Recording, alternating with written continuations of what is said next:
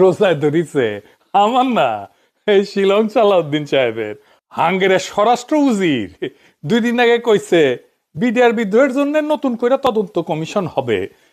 আচ্ছা, আবার গতকাল কইছে না না হবে না নতুন কমিশন, সে নাকি আগের রিপোর্ট পড়ে দেখে নাই, কইছে আগে পুরো প্রতিবেদন না দেখেই পিলখানা হত্যাকাণ্ডের তদন্ত কমিটি নিয়ে কিছু মন্তব্য করেছিলাম।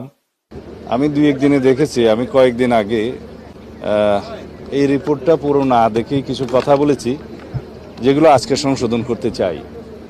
আমরা নতুন করে কোনো তদন্ত কমিশন করব না। আপনি বলেছেন যে আপনারা নতুন করে একটা তদন্ত কমিশন না, এটা একটু আগে কি বললাম যে আমি এটা পুঙ্খানুপুঙ্খ রিপোর্ট না দেখে কথা বলেছিলাম, আজকে এটা সংশোধন করলাম, একটু আগে তো বললাম। এখন তা সংশোধন করিচ্ছে। তখন কিন্তু কইছিল তাদের ইস্তেহারে আছে পুনঃ তদন্ত করার কথা, কয়দিনে আওলায় গেছে।